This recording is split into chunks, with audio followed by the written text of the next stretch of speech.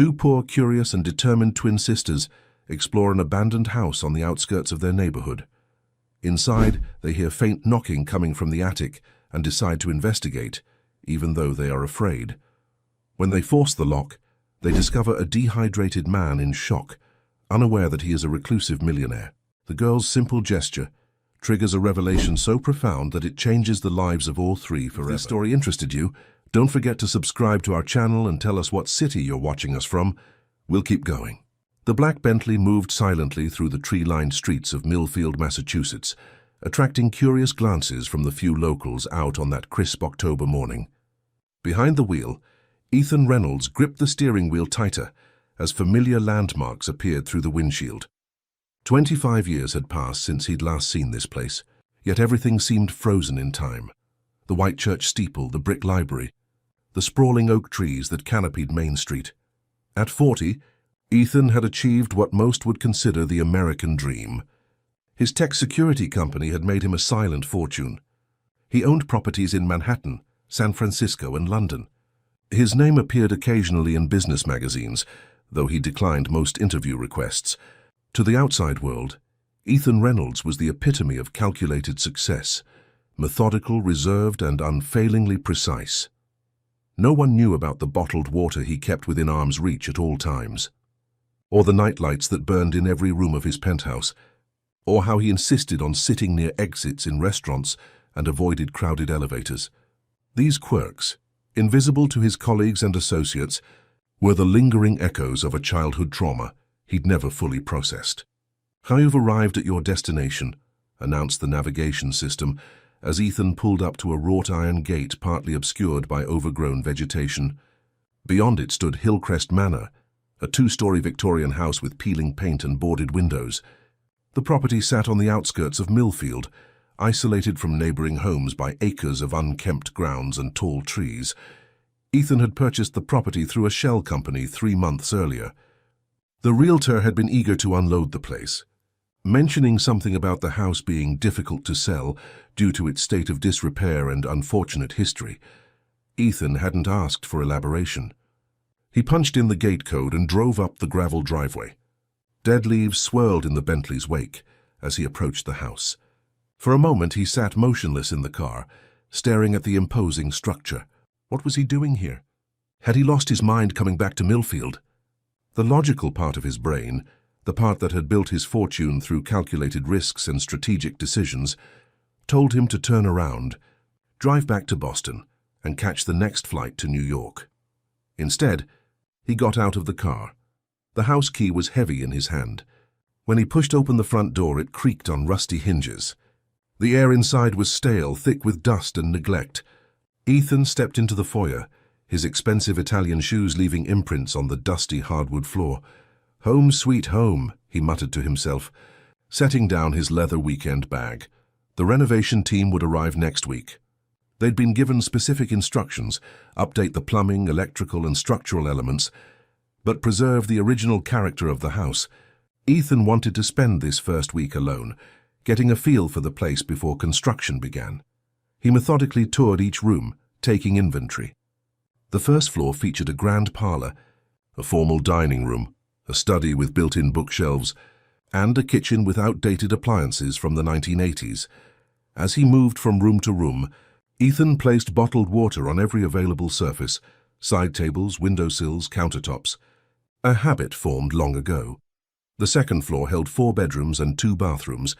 Ethan had arranged for minimal furnishings to be delivered, just a bed, a desk, and some essentials in the master bedroom. He wouldn't need more for his temporary stay. But it was the attic that drew his attention. At the end of the upstairs hallway, a narrow door led to a steep staircase.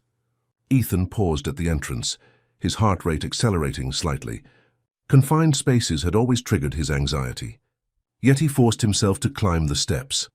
The attic stretched the length of the house, with sloping ceilings and small dormer windows that let in weak streams of afternoon light. Dust particles danced in the beams. The space was emptier than he expected, just some old furniture covered in sheets and several cardboard boxes stacked in the corner. Ethan approached the boxes, curiosity overcoming his discomfort. The first contained old dishes wrapped in yellowed newspaper. The second held Christmas decorations, glass ornaments and tangled strings of lights. The third box, however, made him pause. Inside were newspapers, dozens of them, dating back to the late 1990s. One headline caught his eye. "Local boy missing for 3 days found in abandoned building." His own name was printed in smaller text below. Ethan's hands trembled slightly as he lifted the newspaper.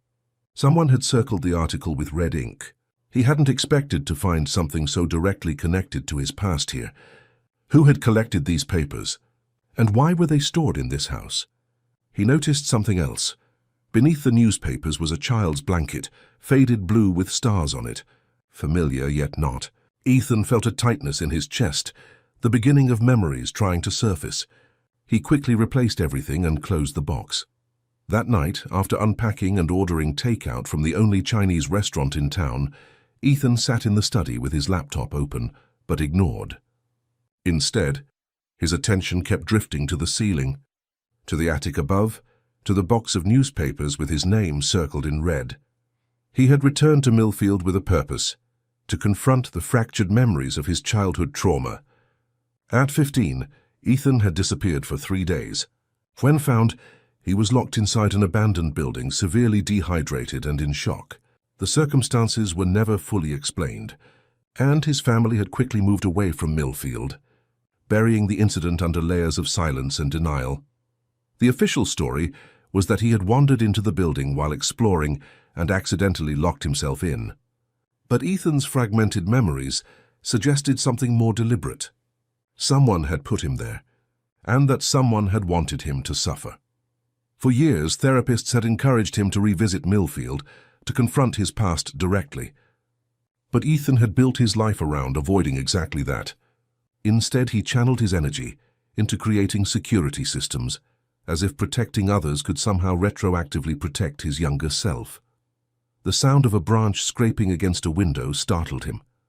Ethan looked up, suddenly aware of how dark the house had become. He switched on more lights and checked his watch. Nearly midnight. As he prepared for bed, placing water bottles on both nightstands and turning on every lamp in the bedroom, Ethan wondered if coming back had been a mistake.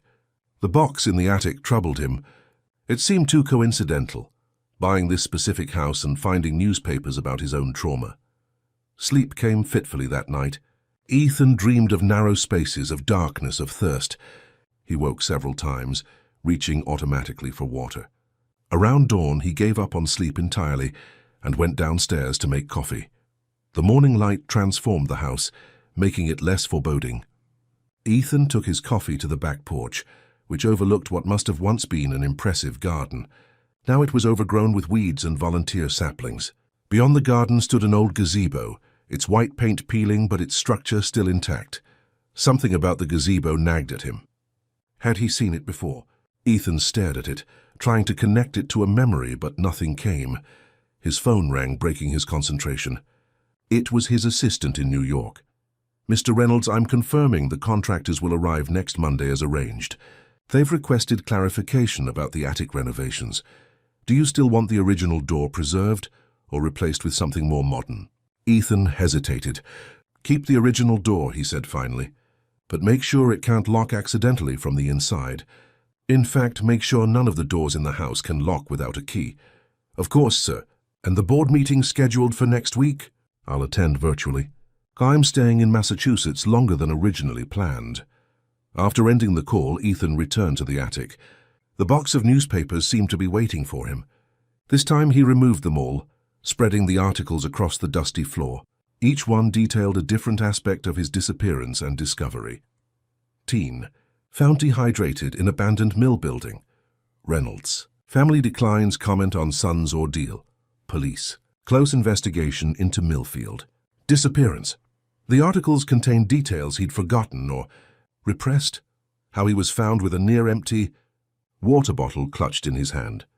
How he kept repeating, "It's dark up there," when first discovered. How the building had been scheduled for demolition the very next day. Something else caught his attention. Several articles mentioned that the abandoned textile mill where he was found had been designed by architect Vernon Reynolds in the 1920s. The name sent an uncomfortable jolt through Ethan's body. Vernon Reynolds, his great-uncle, a distant relative he barely remembered except for a stern face and cold eyes at occasional family gatherings. Ethan searched through more papers, finding a small article about Vernon Reynolds' architectural legacy in Millfield. The piece mentioned several buildings, including a residential masterpiece called Hillcrest Manor. With growing unease, Ethan realized he was sitting in a house designed by the same man who had designed the building where he was trapped as a teenager. It couldn't be coincidence. He pulled out his phone and searched for information about Vernon Reynolds. There wasn't much. A brief Wikipedia entry mentioned his contributions to New England architecture in the early 20th century and his eccentric design preferences, particularly his fascination with hidden spaces and rooms. Ethan felt a chill that had nothing to do with the October air seeping through the attic's thin walls. He had been drawn to this house specifically, had felt compelled to buy it without fully understanding why. Now he wondered if some part of him had recognized the connection all along. He gathered the newspapers and returned them to the box, his mind racing. If Vernon Reynolds had designed both buildings, what other connections might exist? And why had Ethan been locked in the abandoned mill building all those years ago?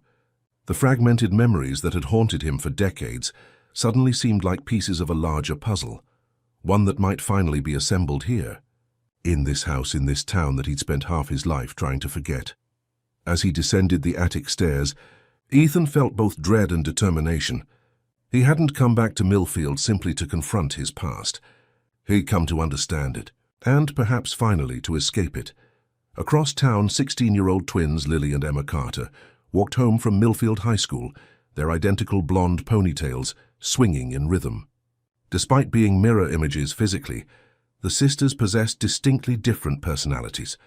Lily, older by 7 minutes, carried a camera around her neck and paused frequently to photograph architectural details of the historic houses they passed. Emma, the more practical of the two, consulted a map on her phone.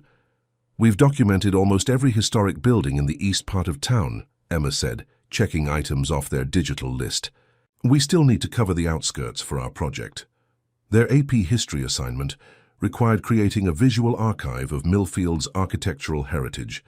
What had started as schoolwork had evolved into a passionate side project for the twins, who shared a fascination with the stories embedded in old buildings. "Did you hear about the old Hillcrest Manor place?" Lily asked, adjusting her camera strap. "Mrs. Peterson at the Historical Society said someone finally bought it, after sitting empty for like forever. Probably some developer who'll tear it down and build condos," Emma replied, tucking a strand of hair behind her ear. "We should try to photograph it before that happens." "Hillcrest is on my list for this weekend," Lily said. "It's supposed to have these amazing dormer windows and original Victorian detailing." The girls turned onto Cedar Street, where their modest 2-story house stood in a row of similar homes. Their Aunt Sarah's gardening skills were evident in the well-tended flower beds that lined the front walk, a splash of color against the house's pale blue siding. Sarah Carter had raised the twins since they were 8, when their parents had been involved in a serious accident that left them unable to care for their daughters. The girls rarely spoke about this part of their past, having adapted to their new normal under their aunt's loving but no-nonsense care. "We're home," Emma called out as they entered through the kitchen door. The scent of something baking greeted them. Their aunt emerged from the living room, reading glasses perched on her nose and a stack of bills in her hand. At 43, Sarah managed to run a successful catering business from home while raising her nieces. Her once auburn hair now showed strands of silver, and laugh lines framed her eyes. "There are oatmeal cookies cooling on the rack," she said. "How was school?" "Mrs. Abernathy loved our concept for the architecture project," Lily said, dropping her backpack on a kitchen chair. "We're thinking of going out to photograph Hillcrest Manor this weekend." Sarah's expression shifted subtly. "Hillcrest? That old place on the hill? I thought it was abandoned." "Someone bought it," Emma explained, already reaching for a cookie. "We want to document it before they renovate it and ruin all the original features."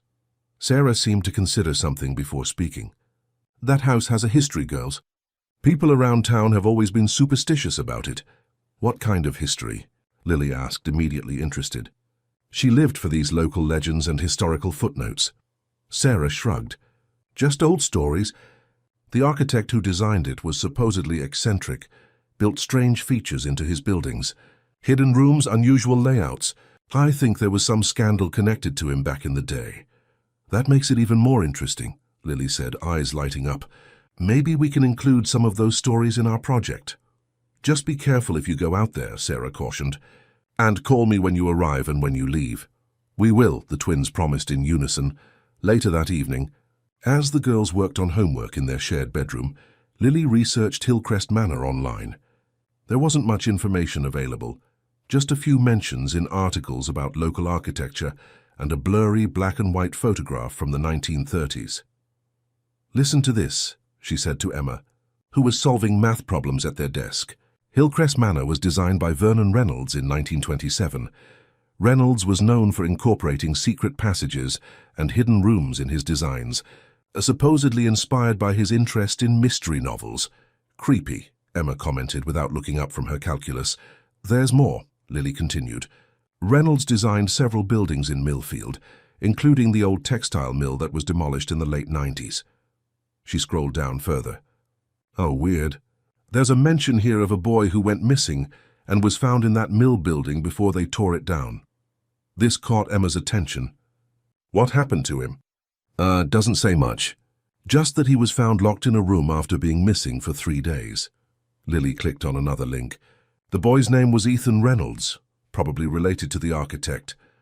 Do you think the new owner of Hillcrest knows about its history? Emma wondered. Probably not, Lily replied. Who buys a house because of some creepy architect ancestor? The twins fell silent, each absorbed in her own thoughts. Outside their window, darkness settled over Millfield, the streetlights casting pools of yellow on the quiet street. Saturday morning arrived with perfect fall weather, clear blue skies and just enough chill in the air to justify the matching scarves the twins wore as they set out on their bicycles. Their cameras and notebooks were packed in their backpacks, along with water bottles and granola bars. Text me when you get there, Sarah reminded them as they pedaled away, and be back for dinner at 6. The ride to Hillcrest Manor took 30 minutes, mostly uphill. By the time they reached the rusted iron gates, both girls were breathing hard. It's open, Emma noticed, pointing to the gap in the gate. Someone's been here recently. Maybe the new owner, Lily suggested, already lifting her camera to photograph the ornate ironwork. These gates are gorgeous. Look at the detail in these curls. They wheeled their bikes through the opening and followed the gravel driveway that wound through overgrown grounds. When the house came into view, both girls stopped to stare. Hillcrest Manor was larger than they had imagined, an imposing Victorian with a wraparound porch, multiple chimneys and the dormer windows Lily had mentioned. Despite its dilapidated condition, peeling paint, missing roof shingles and boarded-up windows, the house possessed undeniable grandeur. This is amazing, Lily breathed, snapping photos rapidly. Look at those gingerbread trims, and the stained glass in that transom window. Emma, always more cautious, noticed other details. There's a car parked around the side. Someone's definitely here. Maybe they'll let us look inside if we explain about our project, Lily suggested hopefully. Or maybe they'll call the cops and report us for trespassing, Emma countered. Let's just take exterior shots today. For the next hour, the twins circled the house, photographing architectural details and taking notes. Lily was particularly fascinated by the attic windows, small diamond-shaped openings that peered out from under the eaves like watchful eyes. I wonder what the attic looks like, she mused. Probably full of cool old stuff. As they moved around to the back of the house, they discovered an overgrown garden with the remains of stone pathways and a dilapidated gazebo. While Emma photographed the garden layout, Lily wandered toward a cellar entrance. The doors lay flat against the ground, one hanging partially open. Curiosity pulled Lily forward. She peered down into the darkness, her camera forgotten momentarily. "Hello?" she called softly, not really expecting an answer. To her surprise, she heard something, a faint tapping sound coming from somewhere inside the house. She listened more carefully. The sound was rhythmic, almost deliberate. "Emma," she called to her sister. "Come listen to this." Emma joined her reluctantly. "We shouldn't be snooping around someone's basement, Lily." "Just listen," Lily insisted. "Do you hear that tapping?" Emma fell silent, concentrating. After a moment, she nodded slowly. It sounds like someone knocking? It's coming from inside, Lily said, excitement building in her voice. What if someone's trapped in there? That's ridiculous, Emma replied, but she didn't sound convinced. It's probably just a loose shutter banging in the wind. There is no wind today, Lily pointed out, and it's too regular to be random. Listen, it's like Morse code or something. The tapping continued, faint but persistent. 3 short taps, then 3 longer ones, then 3 short ones again. That's SOS, Emma whispered, her face paling. Someone signaling for help. The twins exchanged a look that communicated volumes without words, a silent conversation possible only between those who had shared a lifetime of experiences. We should check, Lily said finally. We should call someone, Emma countered. By the time they get here, it might be too late, Lily argued. What if someone's hurt? We can at least look. Emma hesitated, then nodded reluctantly. But we stick together. And at the first sign of anything weird, we leave and call 911. Carefully, they pulled the cellar door fully open. Stone steps descended into darkness. Lily switched on her phone's flashlight and led the way, with Emma close behind. The cellar was damp and musty, filled with old furniture and discarded items. Cobwebs clung to the low ceiling, and their footsteps echoed on the concrete floor. At the far end, a door stood open, revealing a staircase that presumably led up to the main floor. Hello?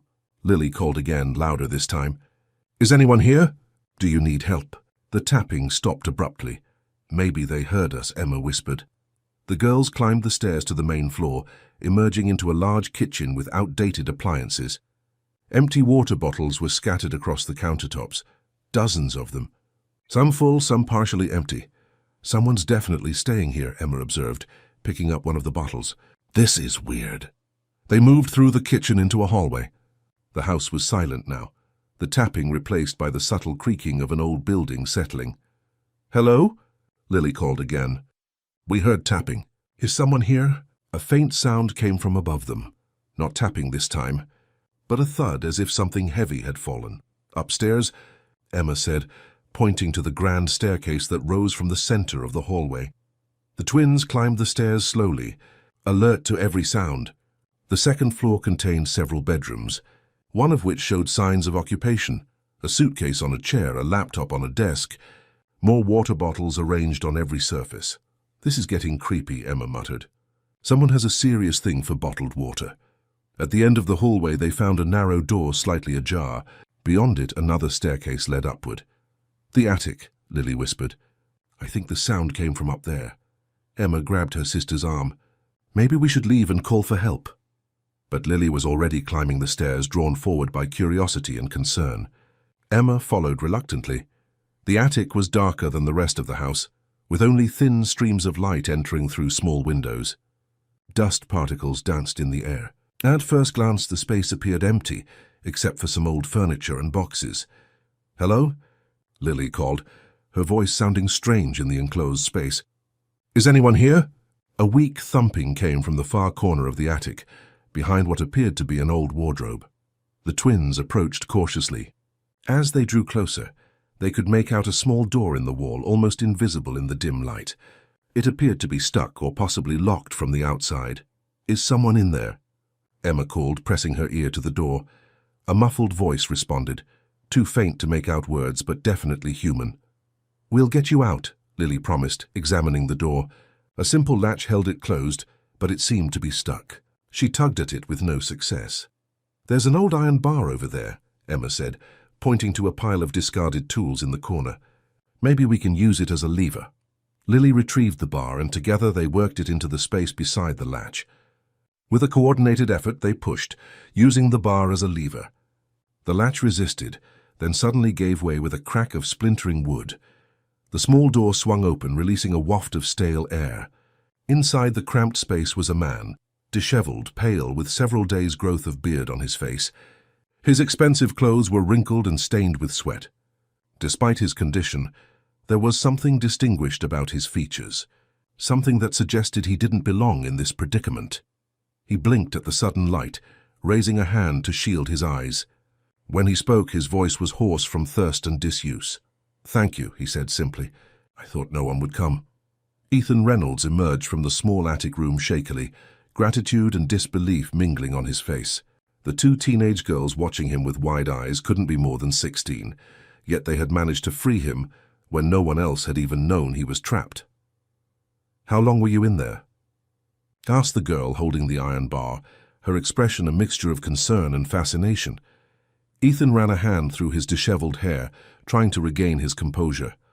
3 days, I think. Maybe 4.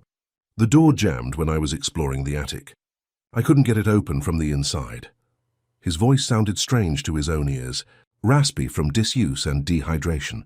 "We should call an ambulance," the other girl said, already reaching for her phone. "No ambulance," Ethan said quickly. "No hospitals. I just need water." He gestured weakly toward the stairs. "There's plenty downstairs." The girls exchanged a skeptical glance that reminded Ethan of his executive team when they thought he was making a questionable decision. It was strange to see that look on such young faces. "At least let us call our aunt," the first girl suggested. "She can help." Ethan nodded, too exhausted to argue. As they helped him down the attic stairs, his legs nearly buckling beneath him, he realized how fortunate he was that these girls had found him. Another day in that stifling space, with its echoes of his childhood trauma, might have broken something inside him that could never be repaired. In the kitchen, the girl with the camera poured him a glass of tap water while her sister made a phone call in the next room. Ethan drank slowly, fighting the urge to gulp it down. Years of therapy had taught him how to manage the panic that came with thirst, how to remain methodical even when every cell in his body screamed for water. "I'm Lily. By the way," said the girl who had handed him the water, "that's my sister Emma on the phone. We're twins." "Ethan Reynolds," he replied automatically, then paused, wondering if he should have used an alias. But the moment for such precautions had passed. "Reynolds?" Lily's eyes widened. "Like Vernon Reynolds, the architect?" Ethan nodded cautiously. "My great-uncle. You know about him." "We're doing a project on Millfield's historic architecture for school," Lily explained. "Vernon Reynolds is one of the architects we're researching. He designed this house, right?" "Yes," Ethan confirmed, taking another careful sip of water. "Among other buildings in town, including the old textile mill that was torn down in the 90s, Lily added, watching him closely. "Were you the boy who was found there?" "The articles we read mentioned an Ethan Reynolds." Ethan felt a chill despite the kitchen's warmth. These girls had somehow connected dots that he himself was still trying to understand. "Yes," he admitted quietly. "That was me." Emma returned to the kitchen, slipping her phone into her pocket. "Aunt Sarah's on her way. She's bringing some food and first aid supplies. She wanted to call an ambulance, but I told her you refused." "Thank you," Ethan said sincerely. "I appreciate the help, but I'd prefer to keep this situation private." "Why were you in that room anyway?" Lily asked, her curiosity evidently overriding her sense of propriety. "I was examining the attic. I recently purchased this house and wanted to explore it thoroughly before renovations begin next week." Ethan shook his head. "Ironic, isn't it? I specifically instructed the contractors to ensure no doors could lock accidentally, yet I managed to get myself trapped before they even arrived." "But why did you buy this house?" Emma pressed, her expression more cautious than her sister's. "Especially if you were trapped in another building designed by Vernon Reynolds when you were younger." The question hung in the air, uncomfortably perceptive. Ethan considered deflecting, but something about these girls, their intelligence, their boldness in entering an abandoned house to help a stranger, made him opt for honesty. "I've been trying to understand what happened to me as a teenager," he explained. "The memories are fragmented. I thought coming back to Millfield might help me piece things together." He gestured around the kitchen. "I didn't know about the connection between this house and the mill building until after I'd purchased it. Finding out was unsettling." The sound of tires on gravel interrupted their conversation. Emma moved to the window. "That's Aunt Sarah," she confirmed. Moments later, a woman in her early 40s entered the kitchen carrying grocery bags. She had auburn hair streaked with silver and shrewd eyes that immediately assessed the situation. Those eyes widened slightly when they landed on Ethan. "You're Ethan Reynolds," she said, recognition clear in her voice. Ethan tried to recall if he'd met this woman before, but came up blank.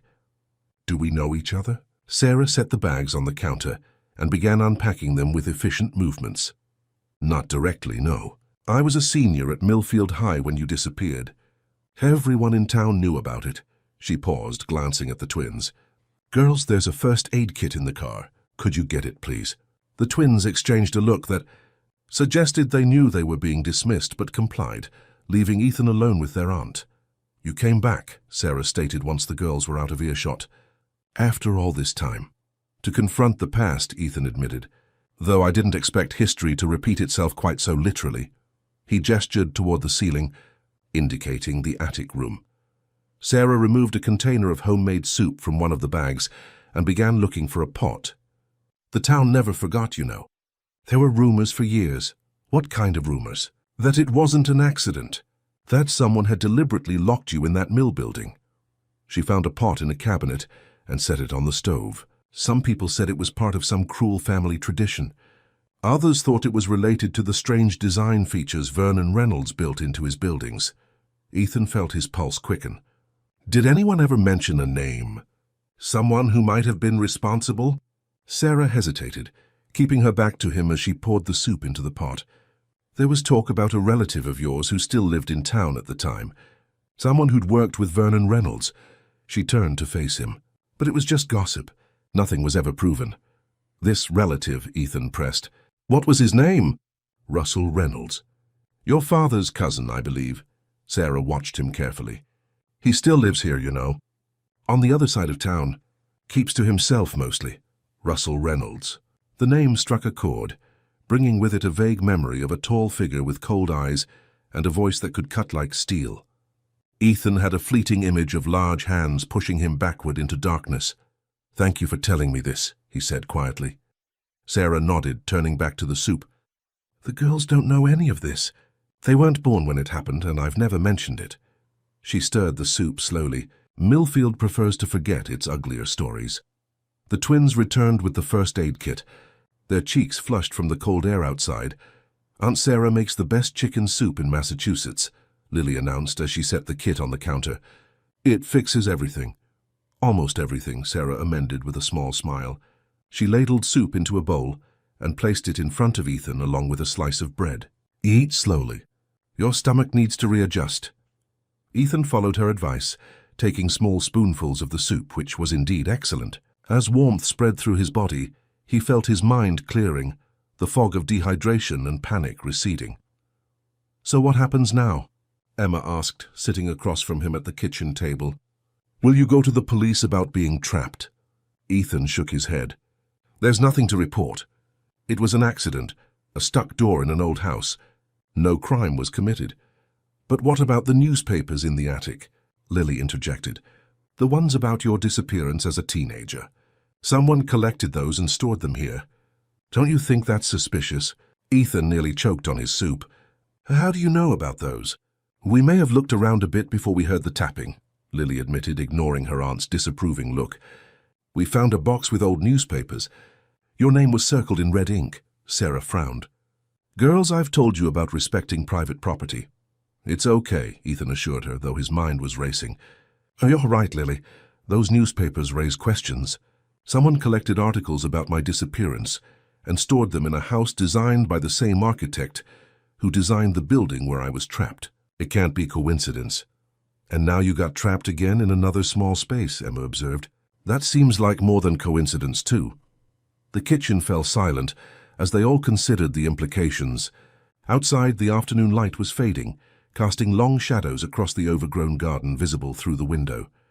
You should stay with us tonight, Sarah said suddenly.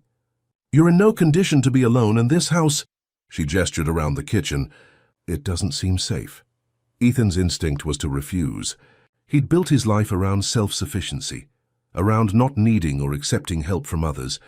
But the thought of spending another night in this house, with its hidden rooms and unsettling connections to his past, made his skin crawl. That's very kind, he said finally. If you're sure it's not an imposition. We have a guest room, Sarah replied simply, and I'd feel better knowing you weren't alone after what you've been through. An hour later, Ethan found himself in the back of Sarah's practical sedan, a duffel bag with essentials beside him. The twins sat in the front, debating the merits of including Hillcrest Manor in their architecture project. We literally rescued someone from a hidden room, Lily argued. That's the most interesting thing about any building we've documented so far. But Mr. Reynolds might not want his experience included in a school project, Emma countered, glancing back at Ethan apologetically. It's Ethan, please, he corrected gently. And Emma's right. I'd prefer to keep today's events private, at least until I understand what's happening. The Carter home was modest but welcoming, a two-story colonial with blue siding and white trim. Inside, family photographs lined the walls of the living room, and comfortable, well-worn furniture filled the space. It was the antithesis of Ethan's sleek Manhattan penthouse, with its minimalist design and absence of personal touches. The guest room was small but comfortable, with a twin bed, a dresser, and a window that overlooked the backyard. Sarah provided clean towels and extra blankets, moving with the efficiency of someone accustomed to caring for others. Bathroom's down the hall, she explained. Girls' room is opposite. I'm at the end of the hall if you need anything. She paused at the door. There's a nightlight in the bathroom. I can leave the hall light on too if you prefer. Ethan looked at her sharply, wondering how she knew about his aversion to darkness. She met his gaze steadily. My brother, the girl's father, developed claustrophobia after a car accident, she explained. He couldn't stand being in the dark afterward. Always needed a light on. Always needed to know there was a way out. Yes, Ethan said softly. It's similar for me. Sarah nodded. Rest. We'll talk more tomorrow.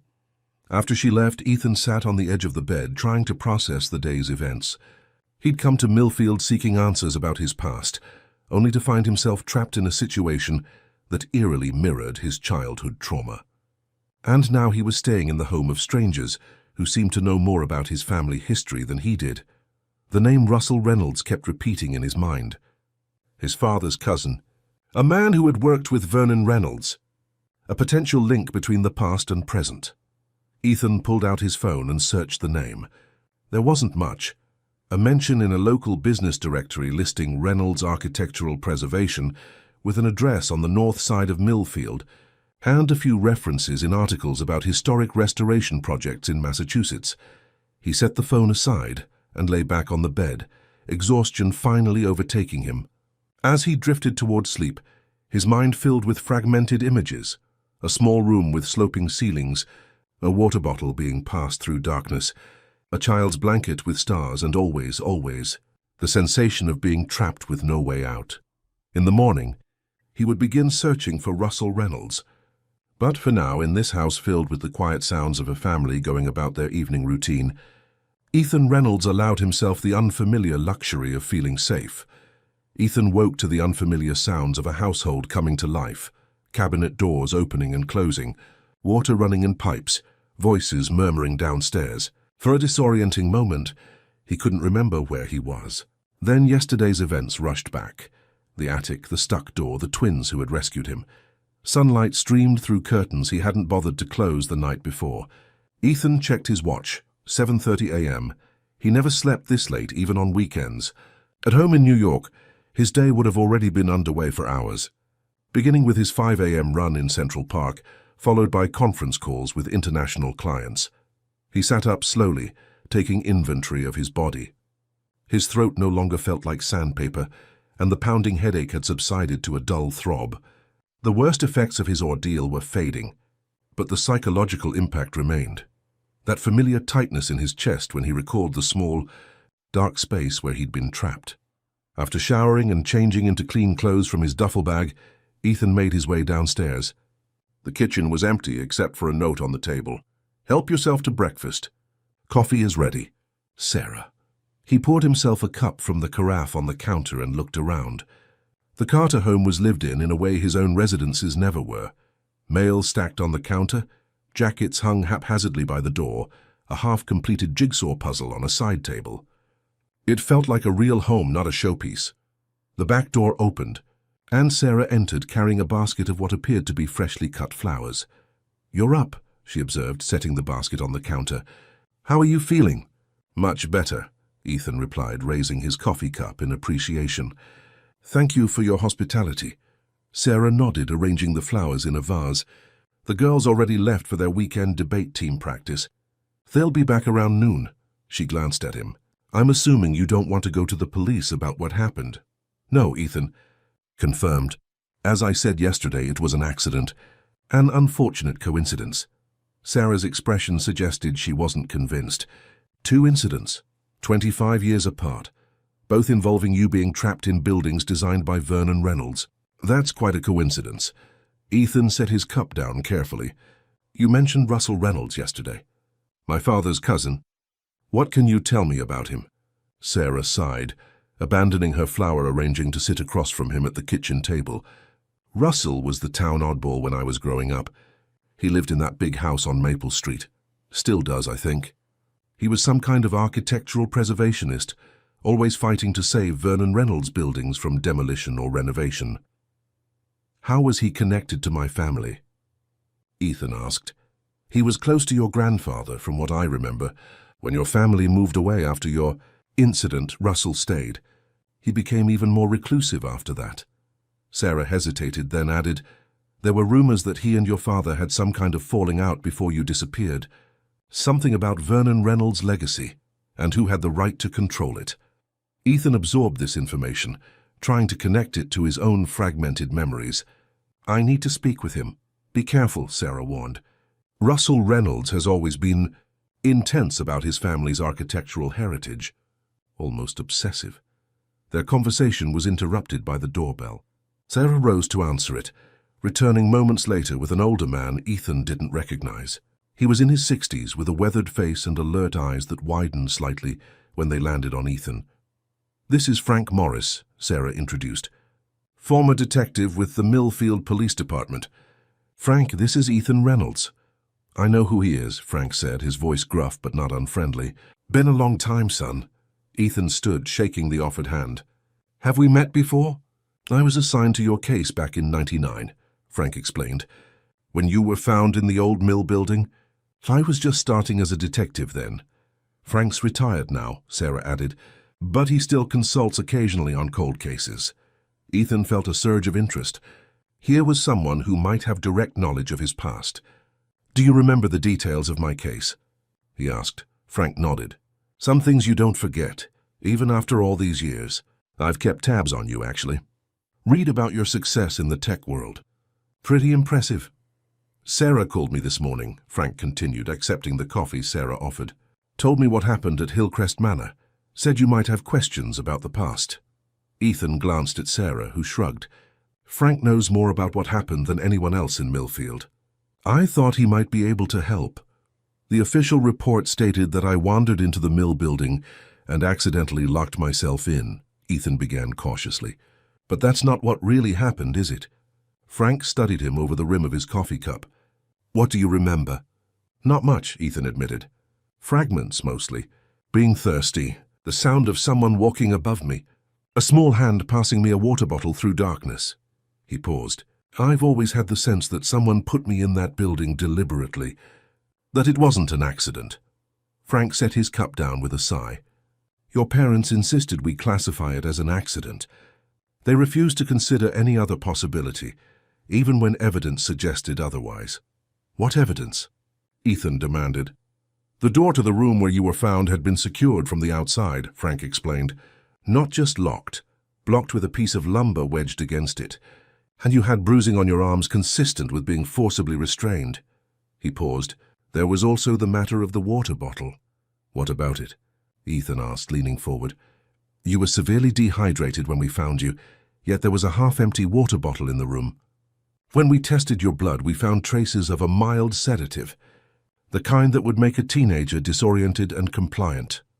Frank's eyes were steady on Ethan's face. Someone drugged you, took you to that building and locked you in. But your parents refused to pursue an investigation. They moved away less than a month later. Ethan felt as if the floor were tilting beneath him. His suspicions had been correct. It hadn't been an accident. It had been deliberate. But who and why? Russell Reynolds, he said, the name emerging from some deep recess of memory. Was he ever a suspect? Frank and Sarah exchanged a glance. He was, Frank confirmed. Russell had keys to most of Vernon's buildings. He was obsessed with preserving them, would regularly check on them. And there was the family connection. He hesitated. But we never had enough evidence to bring charges. Your parents were adamant about dropping the matter. There's something else you should know, Sarah interjected gently, something that wasn't in the official reports. Ethan looked at her questioningly. You weren't alone in that building, she said. When they found you, there were signs that someone else had been there with you. A child younger than you were. The water bottle, Ethan murmured, a memory surfacing. Someone passed it to me through a small opening between the walls. Frank nodded. Vernon Reynolds was known for building passageways between rooms, service corridors, hidden spaces. The mill building had several. We believe someone, a child, was using those passageways and found you. This person helped me survive, Ethan realized. Brought me water when I was dying of thirst. We never identified them, Frank said. By the time we thought to look, your parents had already shut down the investigation. But whoever it was might have saved your life. Ethan's mind was racing. The small hands in his fragmented memories belonged to a real person, someone who had helped him when he was trapped, possibly at great risk to themselves. I need to speak with Russell Reynolds, he said firmly. Frank frowned. That might not be wise. Russell is unstable, has been for years. He may have answers I need, Ethan insisted. About Vernon, about what happened to me, about this house I've purchased that seems connected to it all. Frank looked as if he wanted to argue, but finally nodded. I'll go with you. Russell knows me, might be more willing to talk if I'm there. But not today. He glanced at his watch. I have a commitment this afternoon. Tomorrow would be better. I'll come as well, Sarah offered. Russell used to frequent my catering business when I first started it. He always seemed to like me, or at least tolerate me. Ethan felt a surge of gratitude toward these virtual strangers who were willing to help him navigate his past. Thank you, he said simply. After Frank left, promising to return the next morning, Sarah busied herself with preparations for a catering job that evening. Ethan offered to help, finding an unexpected peace in the simple tasks of chopping vegetables and arranging appetizers on trays. You're good at that, Sarah observed, as he meticulously garnished a platter of smoked salmon. Most people aren't so precise.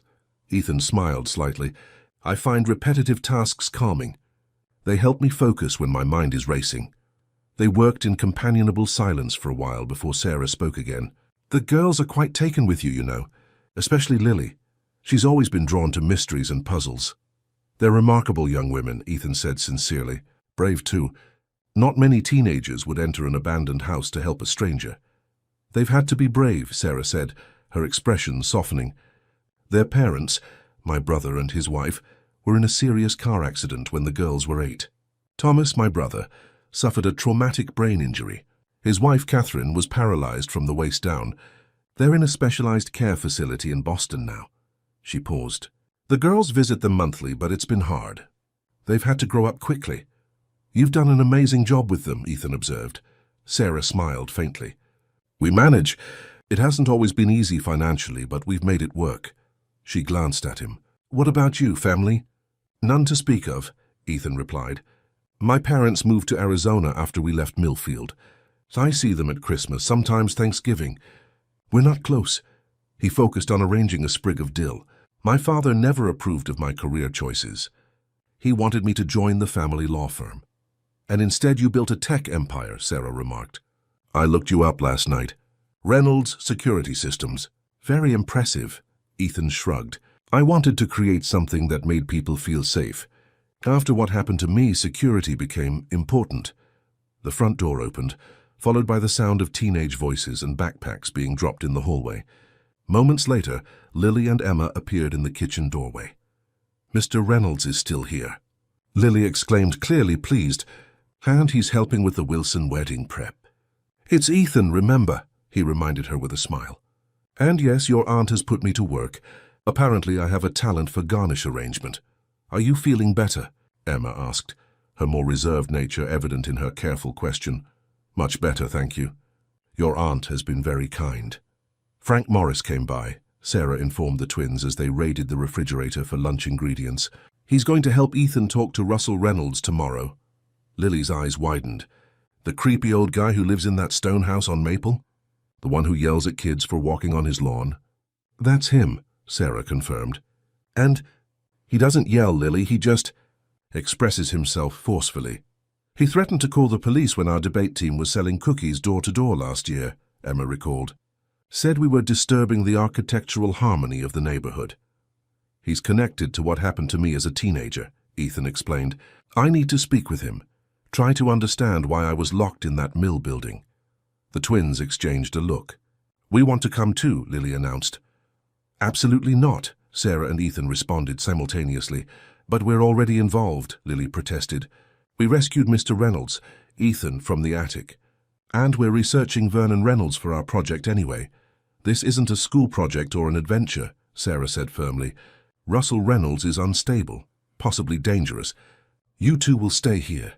Lily looked ready to argue further, but Emma placed a hand on her sister's arm, silently counseling restraint. After lunch, the twins disappeared upstairs to work on their school project, while Ethan helped Sarah load the catering supplies into her van. I should return to Hillcrest, he said as they closed the van's rear doors. I need to retrieve my car and some of my belongings. Sarah frowned. Are you sure that's wise? After what happened? I'll be careful, Ethan promised. I won't go near the attic. And I need my laptop and other essentials if I'm going to stay in Millfield longer than planned. Sarah still looked uncertain but nodded. Take my spare key so you can get back in. He'll be gone most of the evening with this catering job. Thank you, Ethan said, pocketing the key. For everything. Sarah studied him for a moment. You know, when I recognized you yesterday, I almost didn't say anything. Millfield is good at keeping secrets, at pretending the past doesn't exist, but some secrets fester if they're buried too long. She squeezed his arm gently. Be careful, Ethan. Whatever happened 25 years ago, someone went to great lengths to keep it hidden. After Sarah left for her catering job, Ethan borrowed her bicycle to return to Hillcrest Manor. The ride gave him time to think, to process the revelations of the morning. Someone had deliberately locked him in that mill building as a teenager. Someone else, a child, had helped him survive. And all of it somehow connected to Vernon Reynolds and his architectural legacy. As Hillcrest Manor came into view, Ethan felt a chill that had nothing to do with the autumn air. Yesterday he had seen it as merely an old house in need of renovation. Now it felt like a piece in a larger puzzle, one that he was only beginning to understand. He parked the bicycle by his Bentley and entered through the front door, which he'd left unlocked in his haste to leave with the Carters the previous evening. Inside, the house was quiet, dust particles dancing in the afternoon sunlight that streamed through the windows. Ethan moved efficiently, gathering his laptop, phone charger and additional clothing from the bedroom. He deliberately avoided looking toward the attic stairs at the end of the hallway. As he was about to leave, a sound caught his attention, a soft thud from somewhere in the house. Ethan froze, listening. It could be just the house settling, an old building making the noises old buildings make. Then it came again, distinct, deliberate, the sound of a door closing. Someone else was in the house. Ethan stood motionless in the upstairs hallway, his senses heightened. The sound had come from downstairs, perhaps from the direction of the kitchen. He considered his options. The sensible choice would be to leave immediately, avoid any confrontation. But curiosity and a growing determination to uncover the truth about his past propelled him forward. He moved quietly down the stairs, placing each foot carefully to avoid the creaking steps. At the bottom, he paused again, listening. The house had fallen silent, but Ethan could feel a presence, that inexplicable awareness that he wasn't alone. "Hello?" he called, deciding that direct confrontation was better than this unnerving silence. "Is someone there?" No response. Ethan moved toward the kitchen where he'd heard the sound. The room appeared empty at first glance, the same water bottles scattered across the countertop, the same afternoon light filtering through dusty windows. Then he noticed something new, a folded piece of paper placed prominently on the kitchen table. He approached cautiously and unfolded the note. Written in neat, precise handwriting were the words, "Leave Hillcrest. Leave Millfield. The past should stay buried." A chill ran through Ethan. The note confirmed his suspicions. Someone didn't want him investigating his past. Someone who had access to this house, who perhaps knew about the newspapers in the attic, who might even have been responsible for the door jamming and trapping him. The sound of a car starting outside pulled him from these thoughts. Ethan rushed to the window in time to see an older model sedan pulling away from the house, moving too quickly for him to make out the license plate or the driver. With a growing sense of unease, Ethan gathered his belongings and left the house, locking the door behind him.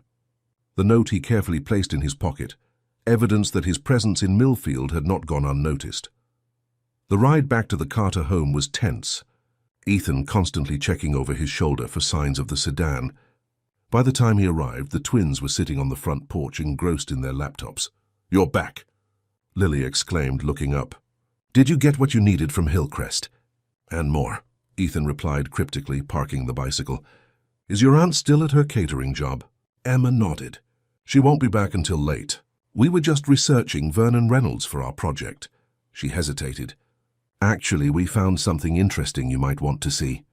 Ethan followed the girls into the house, his curiosity piqued. In the living room, Lily opened her laptop and pulled up a scan of an old architectural journal. "This is from 1928, she explained. "It's an interview with Vernon Reynolds about his design philosophy. Listen to this part," she read aloud. "Architecture should challenge the inhabitant, not merely shelter them. I design spaces that require engagement, that force confrontation with one's surroundings. My most successful buildings are those where inhabitants must solve the building itself, navigate its complexities, discover its secrets. This is why I incorporate what some call puzzling elements, rooms that connect in unexpected ways, passages that appear when needed, spaces that reveal themselves only to the observant." He designed buildings as puzzles. Ethan murmured, the implications sinking in. "There's more," Emma said, turning her own laptop toward him. "We found records of a private journal Vernon kept, mentioned in several academic papers about his work. According to these sources, Vernon designed certain buildings with what he called test spaces, rooms designed to elicit specific psychological responses." "What kind of responses?" Ethan asked, though he suspected he already knew. "Mostly related to problem-solving under duress," Lily answered. "The papers are vague about details, but they mention that Vernon believed in architectural trials that would reveal a person's true character." "Trials," Ethan repeated, the word sending another chill through him. "Like locking someone in a confined space to see how they react." The twins exchanged a look. "That's what we were thinking," Emma admitted. "But here's where it gets really interesting. Vernon's journal apparently contained detailed notes about which family members he had subjected to these trials and how they performed." "Family members?" Ethan's voice rose sharply. "He experimented on his own family?" "According to these academic sources, yes," Lily confirmed. "But the actual journal has been missing for decades. The last person known to have possession of it was Russell Reynolds," Ethan guessed. Emma nodded. "How did you know?" "It fits the pattern," Ethan said grimly. "Russell was obsessed with preserving Vernon's architectural legacy. He would have wanted to protect the journal as well." Lily closed her laptop.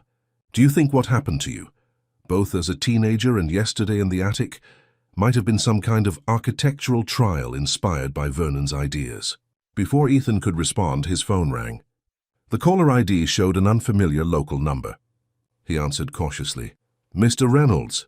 The voice was unfamiliar, elderly but strong. "This is Russell Reynolds. I understand you've been asking about me." Ethan's grip on the phone tightened. "How did you get this number?" "Millfield is a small town, Mr. Reynolds. Information flows freely to those who know how to listen." A pause. "I hear you purchased Hillcrest Manor. An interesting choice given your history with Vernon's buildings." "That's what I'd like to discuss with you," Ethan replied, keeping his voice steady. "Our shared family history. Vernon's designs. What happened to me in the mill building?" Another pause, longer this time. "Perhaps we should meet.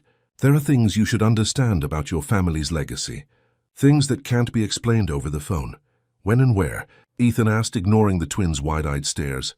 "My home. Tomorrow morning, 11 o'clock. Come alone." "I'd prefer to bring Detective Morris with me," Ethan countered, remembering Frank's warning about Russell's instability. A dry chuckle came through the line. "Frank Morris has his own biases, but very well, bring him if it makes you comfortable." 11 o'clock. "Don't be late." The line went dead. Ethan lowered the phone slowly. "That was Russell Reynolds. He wants to meet tomorrow." "You're not actually going, are you?" Emma asked, concern evident in her voice. "I have to," Ethan replied. "He may have answers I need. About Vernon, about what happened to me. But what if he's dangerous? Lily pressed. What if he's the one who left that note at Hillcrest? Ethan had been so absorbed in the call that he'd forgotten to mention the note. He pulled it from his pocket and showed it to the twins. Someone was in the house when I went back. They left this. The girls examined the note, their expressions growing more serious. The past should stay buried, Emma read aloud. That's definitely a threat. All the more reason to speak with Russell, Ethan said. Detective Morris will be with me. I'll be safe. The front door opened and all three turned to see Sarah entering, looking tired but satisfied after her catering job. Successful evening? Ethan asked, quickly pocketing the note before she could see it. Very, Sarah confirmed, setting down her purse. The Wilsons were pleased and I got 2 more bookings from guests at the wedding. She studied their faces. Why do you all look so serious? Did something happen? Before Ethan could formulate a response, Lily jumped in. We found information about Vernon Reynolds' architectural theories. He designed buildings as psychological tests and experimented on his own family members. Sarah's expression shifted from tired to concerned. That sounds disturbing, and unfortunately not surprising given what happened to Ethan. There's more, Emma added. Russell Reynolds called. He wants to meet with Ethan tomorrow. Sarah looked sharply at Ethan. And you agreed? Frank Morris will accompany me, Ethan assured her. I'll be careful. Sarah shook her head, a gesture of concern rather than disapproval. Russell Reynolds has always been eccentric, but in recent years, there have been rumors that he's become increasingly paranoid. People say he rarely leaves his house now, that he's convinced the town is conspiring to destroy Vernon's architectural legacy. All the more reason to approach him carefully, Ethan acknowledged. But I need to speak with him. He may be the only person who understands the connection between Vernon's designs and what happened to me. Sarah seemed about to argue further, but instead sighed. Just promise me you'll be cautious, and that you'll have Frank with you the entire time. I promise, Ethan said sincerely. After Sarah went upstairs to shower and change, the twins pulled Ethan back into their research, showing him old photographs of Vernon Reynolds' buildings and pointing out the architectural elements that appeared consistently across his designs. Narrow passageways, hidden rooms, unconventional layouts that forced inhabitants to navigate spaces in specific ways. It's like he was creating psychological mazes, Ethan observed, studying a floor plan of one of Vernon's commercial buildings. Places that disorient and challenge. Look at this, Emma said, pointing to a detail in the corner of the floor plan. This symbol appears in all his designs. It's like a signature. Ethan leaned closer. The symbol was simple but distinctive. A triangle with a circle inside it, bisected by a vertical line. Something about it triggered a memory, a fleeting image of the same symbol carved into wood. I've seen this before, he said slowly. In the mill building where I was trapped. It was carved into the door of the room. The twins exchanged a significant look. It's in Hillcrest too, Lily revealed. We saw it on the attic door, the one that was stuck. The implications hung in the air between them. Vernon Reynolds had marked the spaces he designated for his trials. The room where Ethan had been trapped as a teenager and the attic room at Hillcrest both bore this mark. There's something else, Emma said hesitantly. While you were getting your things from Hillcrest, we found a mention of Vernon's journal being divided into sections for different family members. One section was labeled ER Third Generation Trial. ER, Ethan repeated. Ethan Reynolds. But that's impossible, Lily objected. Vernon died in 1959. You weren't even born yet. No, Ethan said slowly, the pieces beginning to align in his mind. But Vernon could have created a system, a methodology for these trials that continued after his death. A tradition that Russell might have carried on. The theory was disturbing, but made a certain perverse sense. If Vernon had indeed designed psychological tests for family members and documented the results, someone like Russell, obsessed with preserving Vernon's legacy, might have continued the practice. We need to see Vernon's journal, Ethan decided. If Russell has it, we need to convince him to share it. Or find it ourselves, Lily suggested, her expression brightening with the thrill of investigation. Lily, Emma cautioned, we can't just break into Russell Reynolds' house looking for a journal. No one's breaking into anywhere, Ethan said firmly. I'll speak with Russell tomorrow with Detective Morris present. If the journal exists and contains information about what happened to me, I'll find a way to access it legally. That evening after dinner, Ethan sat on the guest room bed, reviewing the information the twins had uncovered. The pieces were starting to form a pattern. Vernon's architectural trials, Russell's obsession with preserving that legacy, Ethan's own experiences in two different Reynolds-designed buildings. But there were still missing elements. Who had helped him survive in the mill building by passing water through the wall? Why had his parents so adamantly refused to investigate what happened? And who had left the threatening note at Hillcrest? Ethan's phone chimed with a text message from Frank Morris. Confirmed for tomorrow, 10:30 a.m. We'll pick you up at the Carter house. Be prepared. Russell can be difficult. Another chime followed almost immediately. This one from his assistant in New York. Contractors confirmed for Monday at Hillcrest Manor. Architect requesting final approval on attic renovation plans. Please advise. The mundane business message seemed almost comical in contrast to the mysteries Ethan was unraveling. He quickly responded to his assistant, instructing her to delay the renovations by 2 weeks. He needed more time in Millfield, more time to understand what had happened to him and why. A soft knock at his door interrupted his thoughts. He opened it to find Sarah holding a cup of tea. Thought you might want this, she said, offering the cup. Helps with sleep. Thank you, Ethan said, accepting it gratefully. I could use some good sleep before tomorrow's meeting. Sarah lingered in the doorway. The girls told me about Vernon Reynolds' architectural trials, about the symbol on the doors where you were trapped. Ethan nodded. It seems Vernon had some unusual ideas about testing family members through architecture. Ideas that Russell may have continued.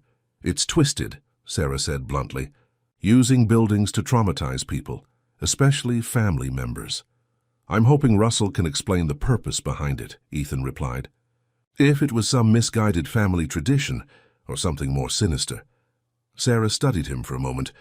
You know, when the girls first told me they'd found you trapped in Hillcrest's attic, I had the strangest feeling of déjà vu. Not about you specifically, but about the situation. She hesitated. My brother, the girl's father, used to talk about a friend he had in high school who disappeared for several days and was found in an abandoned building. I wonder now if he was talking about you. Ethan felt a jolt of recognition. Thomas Carter. Was that your brother's name? Sarah nodded. Yes, he was a few years older than you, I believe. A memory surfaced. A tall, friendly teenager who had sometimes included Ethan in games, despite their age difference. I remember him, Ethan said softly. He was kind to me. One of the few older kids who was. That sounds like Thomas, Sarah said with a sad smile. Always looking out for the younger ones. She straightened, her expression becoming more businesslike. Get some rest, Ethan. Tomorrow will be challenging, I expect. After Sarah left, Ethan sipped the tea, his mind turning over this new connection. Thomas Carter had been at Millfield High when Ethan disappeared. Could he have known something about what happened? Had he shared that knowledge with his daughters? The coincidences were piling up, becoming too numerous to dismiss. The Carter twins rescuing him from Hillcrest's attic seemed less like chance and more like some cosmic symmetry, a pattern repeating across time. As Ethan finally drifted towards sleep, one question persisted. Was history simply repeating itself, or was someone deliberately recreating the events of 25 years ago?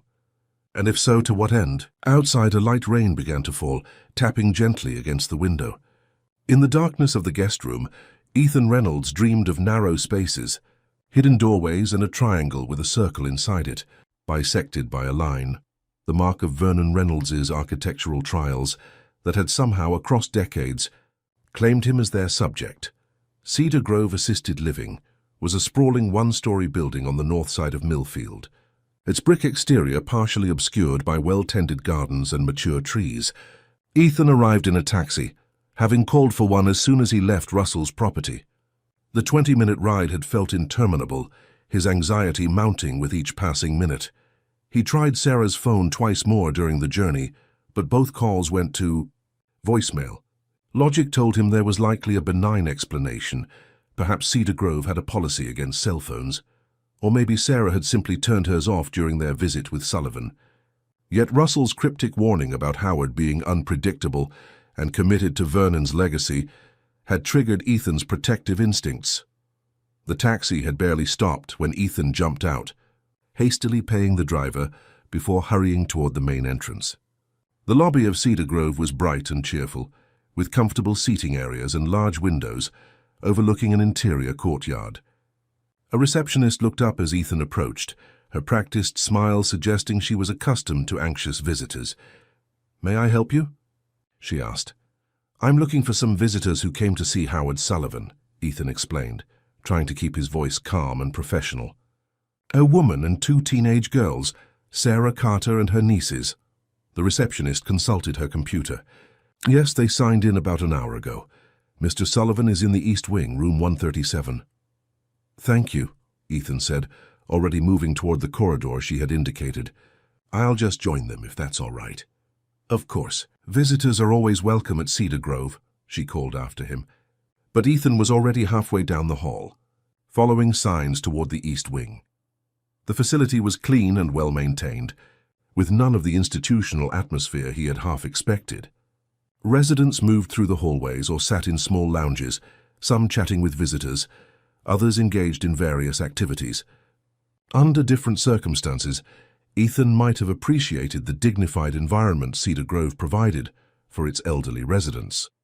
Now he barely registered his surroundings, focused solely on finding Sarah and the twins. Room 137 had a small nameplate beside the door, Howard Sullivan. The door stood partially open, and as Ethan approached, he heard voices from within. Sarah's measured tones, one of the twins asking a question, and an elderly man's response. The words indistinct, but the voice surprisingly strong for someone in his 90s. Ethan paused outside the door, relief washing over him. They were fine. His anxiety had been unwarranted. Russell's warning perhaps an attempt to disturb him, or distract him from pursuing further information.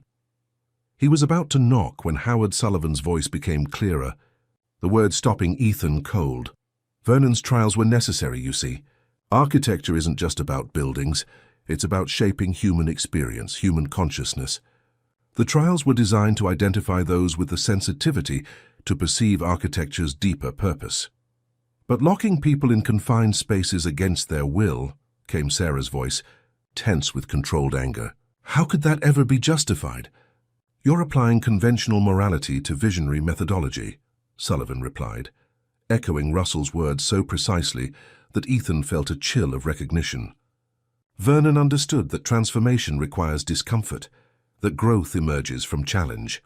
"That's what Russell says too," Lily's voice now, "but it sounds like excuses for cruelty." A dry chuckle from Sullivan.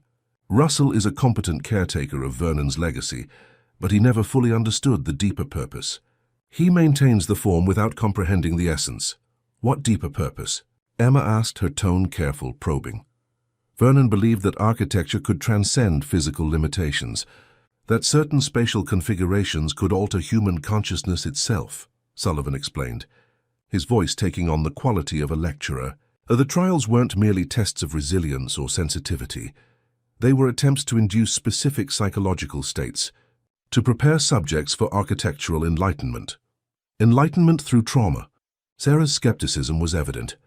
Transformation through controlled crisis, Sullivan corrected. Vernon discovered that certain spatial experiences, under specific conditions of isolation and sensory limitation, could trigger what he called architectural awakening, a heightened state of spatial awareness that bordered on the extrasensory. Ethan felt as if the floor were tilting beneath him. This went beyond Russell's explanation of architectural sensitivity into something more disturbing, more cult-like in its implications. "And you helped design these trial spaces?" Lily asked. "I refined Vernon's concepts, yes," Sullivan acknowledged, pride evident in his voice.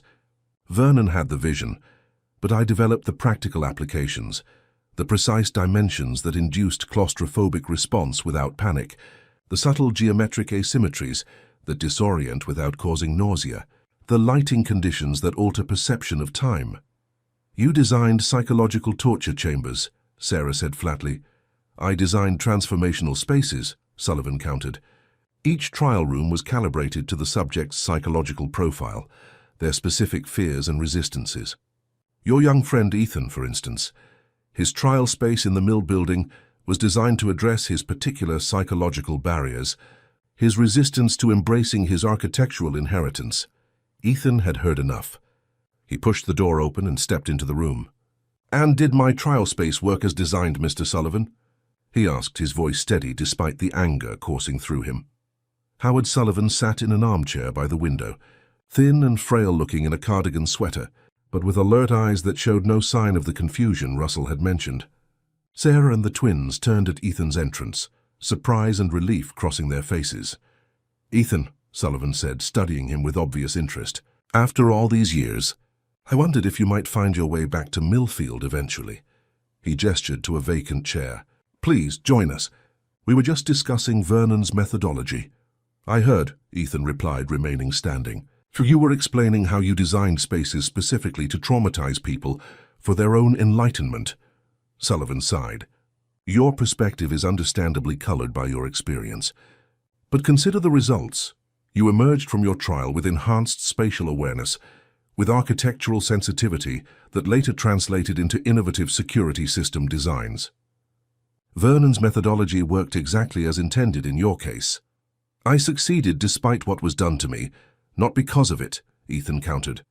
"And nothing, no architectural awakening or enhanced sensitivity, could justify subjecting a 15-year-old to that kind of experience."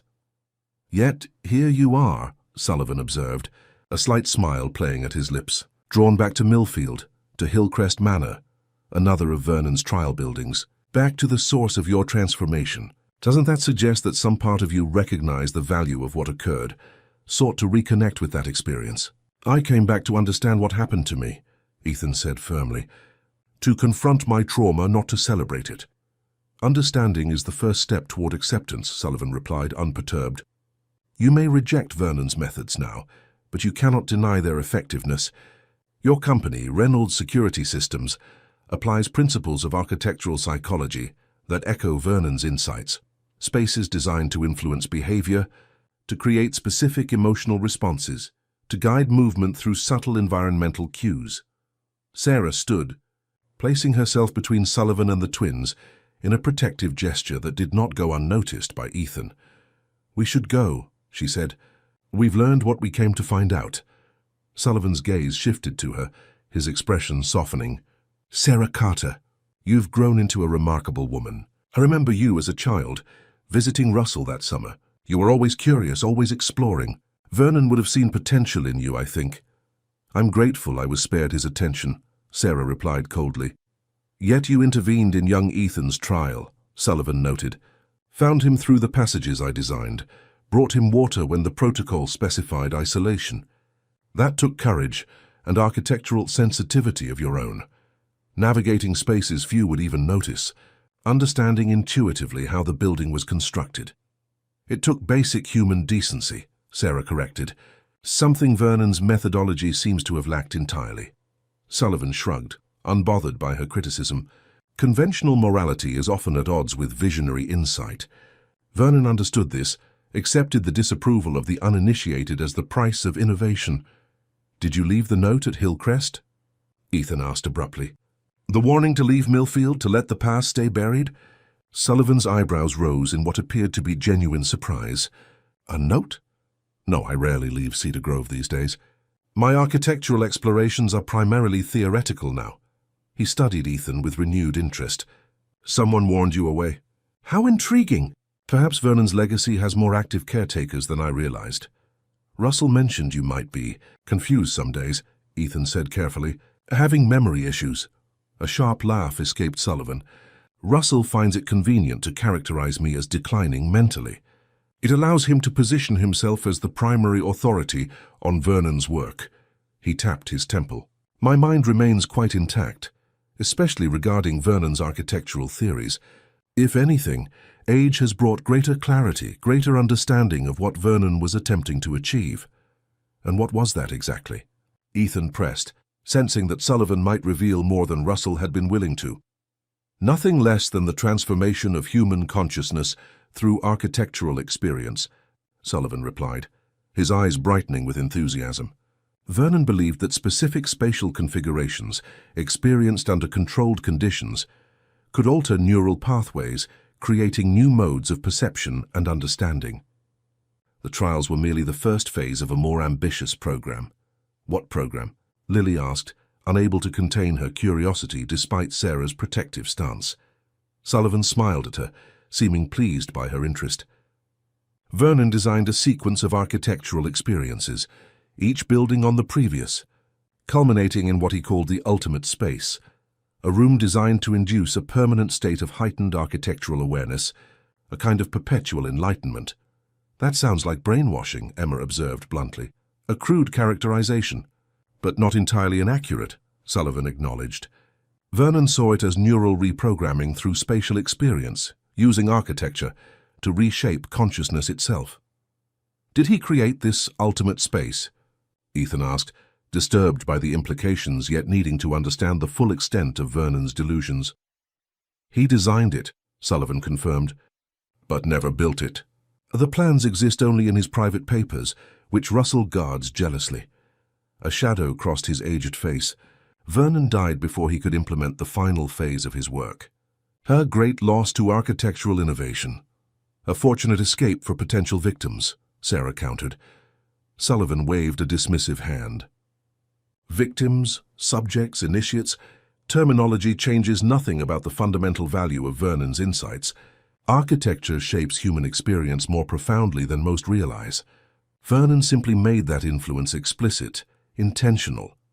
Did you know about the trap mechanism in Hillcrest's attic? Ethan asked. The one that nearly killed me a few days ago. Sullivan nodded. I designed it myself, based on Vernon's specifications. A self-activating door mechanism triggered by pressure on specific floor sections. He frowned slightly, though it should have been deactivated decades ago when the house was sold outside the family. Russell was supposed to ensure that all trial spaces were rendered safe when Reynolds' properties changed hands. Well, he didn't, Ethan said grimly. The mechanism was still very much functional when I stepped into that attic room. Interesting, Sullivan murmured, more to himself than to his visitors. Russell has always been meticulous about maintaining Vernon's buildings according to protocol. An oversight seems uncharacteristic. Unless it wasn't an oversight, Sarah suggested. Unless someone deliberately ensured the mechanism remained active, knowing Ethan had purchased the house. Sullivan's gaze sharpened. An intriguing theory. It would require specific knowledge of Vernon's systems, access to Hillcrest before Ethan's arrival, and a motive for wanting him to experience another trial. Russell has the knowledge and could have accessed the house before I moved in, Ethan pointed out. And he believes in Vernon's methodology, in the value of these trials. Russell maintains Vernon's legacy, yes, Sullivan agreed, but he follows protocols precisely. Reactivating a trial mechanism without documentation, without supervision, that would be a significant deviation from Vernon's methodology. Then who? Sarah pressed. Who else would have both the knowledge and the motivation? Sullivan's expression became thoughtful. Knowledge of Vernon's systems is limited to a small circle. Myself, Russell, perhaps a few others who studied Vernon's work closely. As for motivation, he looked directly at Ethan. Who benefits from your continued connection to Vernon's architectural legacy? Who might want to ensure you remain engaged with your Reynolds inheritance? A chilling possibility formed in Ethan's mind. My father, he said quietly. James Reynolds. Sullivan nodded slowly. James was always deeply invested in Vernon's work, in maintaining the family tradition. He personally oversaw your trial at the mill building, monitored your responses, documented your progress according to Vernon's criteria. But he's in Arizona, Sarah objected. He hasn't been back to Millfield in decades, according to Russell. Russell doesn't know everything, Sullivan replied. James visited me here at Cedar Grove 6 months ago. He was interested in Vernon's trial spaces, in which ones remained active in Millfield. The revelation hit Ethan like a physical blow. His father had been in Millfield recently, had specifically inquired about Vernon's trial spaces. The timing aligned perfectly with Ethan's decision to purchase property in town, suggesting James had somehow known about Ethan's plans to return. He asked about Hillcrest specifically, Sullivan continued, confirming Ethan's suspicions. Wanted to know if the attic mechanism was still functional, if the observation systems were still in place. Observation systems, Sarah echoed, alarmed. Vernon built monitoring capabilities into all his trial spaces, Sullivan explained.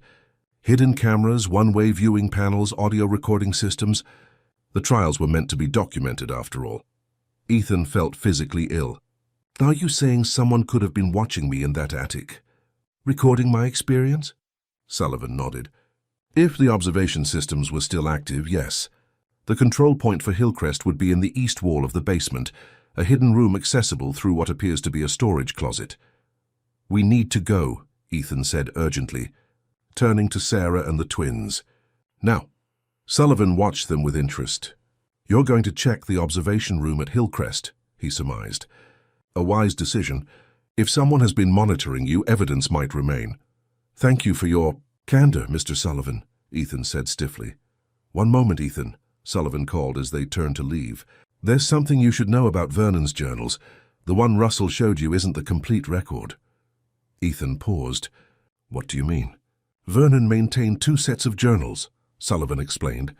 The official record that Russell preserves so carefully, and a second, more personal set, documenting his private thoughts, his true ambitions for the architectural trials. The second journal would help you understand the full scope of what Vernon intended. And where is this second journal? Ethan asked. A sly smile crossed Sullivan's weathered face. The last I knew, it was hidden at Hillcrest Manor, in a compartment beneath the gazebo floor. Vernon believed in embedding his most important insights into the architecture itself. The gazebo, Ethan repeated, remembering the dilapidated structure he had noticed on his first day at Hillcrest. How something about it had nagged at his memory. Vernon designed it specifically to house his private records, Sullivan confirmed. Their fitting repository, architecture containing the blueprint for architectural enlightenment. Thank you, Ethan said again, with more sincerity this time, for telling us the truth. The truth is essential to understanding, Sullivan replied, and understanding is essential to transformation. His alert eyes moved from Ethan to the twins, lingering on them with disconcerting intensity. These young women remind me of you at their age, Ethan. Curious, perceptive, sensitive to spatial nuances. Vernon would have seen potential in them. Sarah immediately stepped between Sullivan and her nieces, her posture protective. Stay away from my girls, she said, her voice low and dangerous. Sullivan raised his hands in a placating gesture. Merely an observation, Miss Carter. The trials ended with Vernon's generation. Russell maintains the records, but the active implementation of the methodology ceased decades ago. He smiled faintly. Though some might wish to revive it, to continue Vernon's great work. That will never happen, Ethan said firmly. Vernon's great work was abuse disguised as architecture, trauma masquerading as enlightenment. It ends now. They left Sullivan's room quickly after that, Ethan ushering Sarah and the twins through Cedar Grove's cheerful hallways with barely concealed urgency. Only when they reached Sarah's car in the parking lot did they pause to breathe, to process what they had learned. Do you think he was telling the truth? Lily asked, her usual enthusiasm dampened by Sullivan's disturbing revelations. About your father visiting him? About the observation room at Hillcrest? I think so, Ethan replied grimly. Sullivan seemed proud of his role in Vernon's work, eager to share his knowledge. I don't think he was lying. Then your father might have been watching you in that attic, Emma said, her logical mind connecting the implications. Might have reactivated the trap mechanism, specifically to subject you to another trial. And might be the one who left that threatening note, Sarah added. Warning you away when you began investigating the past, connecting with us. We need to check the observation room, Ethan decided. And the gazebo. If Sullivan is right, if there's evidence my father has been involved, has been monitoring me, we'll need help, Sarah said firmly. I'm calling Frank Morris. She pulled out her phone, which showed several missed calls from Ethan. You tried to reach me? Russell warned me that Sullivan might be dangerous, Ethan explained. I was worried about you and the girls. Sarah's expression softened. We were fine. Sullivan is disturbing, but physically harmless at his age, and Cedar Grove has staff everywhere. She dialed Frank's number, briefly explaining the situation and requesting his presence at Hillcrest Manor. He'll meet us there in 20 minutes, she reported. After ending the call, the drive to Hillcrest passed in tense silence, each of them processing Sullivan's revelations in their own way. Ethan found his mind returning to the gazebo, to Sullivan's claim about Vernon's private journal being hidden there. If true, it might contain insights into Vernon's true motivations, into the full extent of the trial methodology that had shaped Ethan's life. Frank Morris was waiting in his pickup truck when they arrived at Hillcrest, his weathered face serious as they approached. "Got here as quick as I could," he said by way of greeting. "Sarah mentioned something about an observation room in the basement." Ethan nodded. According to Sullivan, Vernon built monitoring systems into his trial spaces. The control point for Hillcrest should be behind a false wall in the basement's east side. "And you think someone, possibly your father, has been using it recently?" Frank clarified. "Sullivan said my father visited him 6 months ago, asking specifically about Hillcrest's systems," Ethan confirmed. "The timing aligns with my decision to return to Millfield, to purchase property here." Frank's expression darkened. "If James has been back in town, monitoring you without your knowledge, that crosses several legal boundaries. Invasion of privacy at minimum. Let's find out what's down there before we decide on next steps," Ethan suggested, leading the group toward the house. The basement of Hillcrest Manor was damp and musty, filled with the accumulated debris of decades, old furniture, discarded appliances, cardboard boxes of forgotten belongings. The east wall, as Sullivan had indicated, contained what appeared to be a storage closet with a heavy wooden door. "This looks promising," Frank commented, examining the door. "Solid oak, newer than the surrounding architecture. A replacement, perhaps. Or a disguise," Ethan suggested. He pulled the door open, revealing what initially appeared to be a simple closet filled with cleaning supplies and old paint cans. "Sullivan said there's a hidden room behind this." Frank ran his hands along the back wall of the closet, pressing methodically in different locations. False walls usually have a release mechanism, a pressure point or hidden latch. After several minutes of searching, Emma spoke up from where she had been examining the floor. "Look at this," she said, pointing to a slight discoloration in the wooden boards. "This section of flooring is newer than the rest. And there's a small indentation here, see?" Frank knelt beside her, examining the spot she indicated. "Good eye, Emma. This could be our access point." He pressed firmly on the discolored board, which gave slightly under pressure. A soft click came from the back wall of the closet, and a section of the wall swung inward, revealing a dark space beyond. Ethan's heart raced as Frank illuminated the hidden room with his phone's flashlight. The space was small, perhaps 6 feet square, and contained a desk with monitoring equipment that looked decades old, analog recording devices, switchboards, and a bank of small black and white monitors. Most significant, however, was the evidence of recent use. A modern laptop computer sitting amid the vintage equipment, connected to the older systems through a series of adapters. "Someone has updated the monitoring capabilities," Frank observed, carefully entering the room. "Bridged the gap between Vernon's original systems and current technology." "Is it active?" Sarah asked, peering over his shoulder. Frank examined the equipment. "The power is on, and this recording unit appears to be functioning." He gestured to a digital video recorder connected to the laptop. This setup could capture footage from cameras throughout the house, storing it locally and potentially uploading it remotely. Ethan felt a profound violation, knowing that someone, likely his own father, had been secretly monitoring his movements in Hillcrest. "Can you tell if it's been accessed recently?" Frank checked the laptop, which was password protected but displayed a login timestamp on the lock screen. "Last login was 3 days ago, according to this, right around the time you were trapped in the attic." "So someone was watching," Lily said, her voice small with the realization. "Someone saw Ethan trapped up there and didn't help.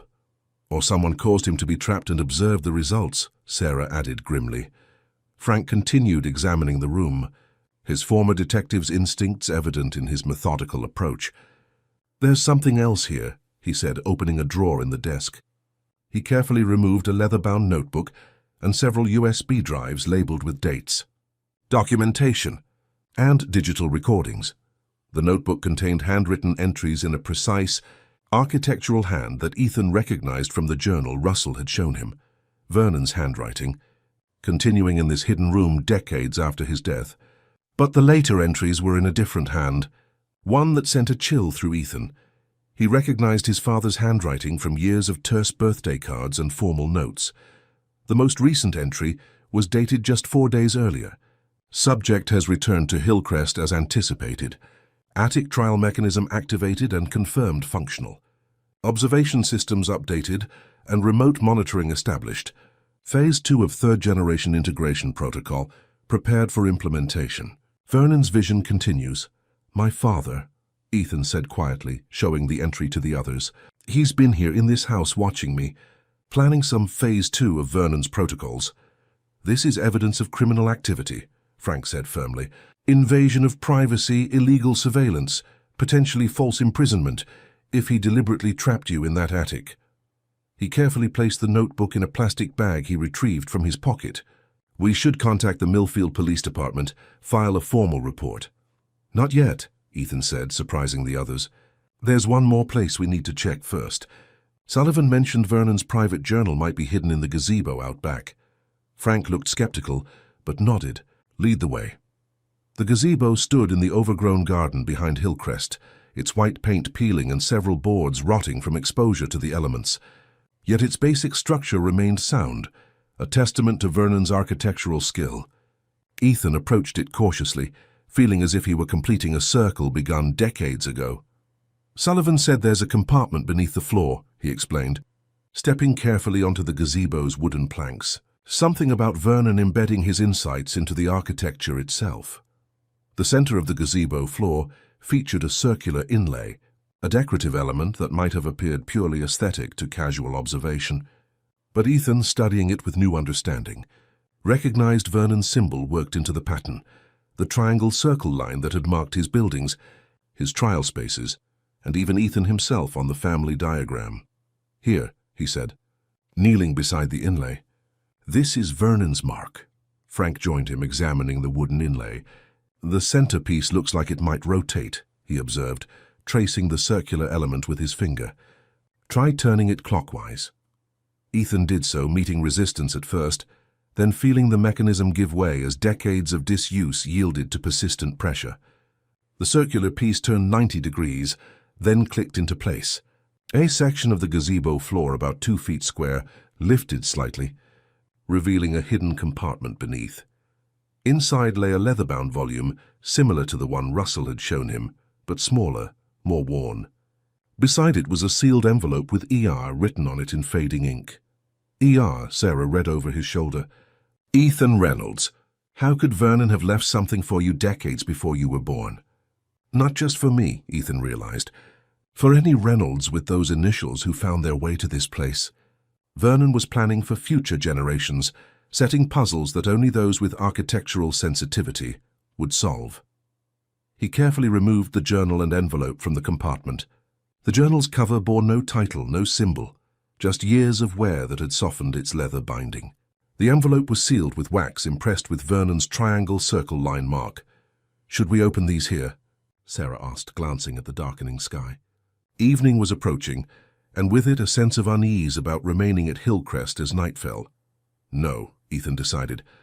Let's take them back to your place. I want to examine them carefully, and I'd rather not do it here, where my father might return at any moment. They secured the gazebo compartment and returned to Sarah's car, the journal and envelope carefully stowed in Ethan's bag. Frank followed them back to the Carter house in his pickup truck, the notebook from the observation room safely in his possession. At Sarah's kitchen table, with mugs of hot tea to ward off the evening chill, Ethan finally opened Vernon's private journal. The first entry was dated 1937, the handwriting more personal, less formal than in the official journal Russell maintained. Architecture must be more than shelter, more than aesthetic pleasure. It must transform consciousness itself. My buildings will be instruments of awakening, tools to access heightened states of perception. The trials are not mere tests but initiations, passages from ordinary awareness to architectural enlightenment. My family will be the first to experience this transformation, to transcend the limitations of conventional spatial perception. Ethan read selected passages aloud, the group falling silent as Vernon's true ambitions became clear. The architect had not merely been testing family members for some inherited sensitivity, He had been attempting to fundamentally alter human consciousness through controlled architectural experiences. The trials were designed as progressive initiations into what Vernon called spatial enlightenment, each more intensive than the last. He was creating a cult, Frank said bluntly after Ethan had read several entries, using architecture as his medium, his own family as his subjects. And my father has continued his work, Ethan added grimly, turning to the last written page of the journal. There, in his father's handwriting, was an entry dated just 2 months earlier. Preparations complete for E's return to Millfield. Hillcrest acquired through third-party channels as planned. Observation systems updated. Trial spaces reactivated. Vernon's ultimate space designs reviewed and construction specifications finalized. The third-generation protocol will reach its culmination at last. Ultimate space, Sarah repeated. Sullivan mentioned that Vernon's final design meant to permanently alter consciousness. And my father has the plans, Ethan realized, has been preparing to implement them. With hands that trembled slightly, he opened the sealed envelope addressed to ER. Inside was a single sheet of paper, yellowed with age, containing a message written in Vernon's precise hand. To the Reynolds who finds this message, your presence here confirms what I have long theorized, that architectural sensitivity transcends conventional lineage, that certain spaces call to those prepared to experience them. You have passed through trials designed to awaken your inherited potential, to prepare you for the ultimate space. Beneath Hillcrest Manor lies the foundation for my greatest work, a room designed to transform consciousness permanently, to induce perpetual architectural enlightenment. The plans are embedded in this house, in dimensions and proportions perceptible only to those with awakened sensitivity. Complete what I began. Build the ultimate space. Transform not just yourself but all who enter it. Architecture's true potential awaits your implementation. Vernon Reynolds.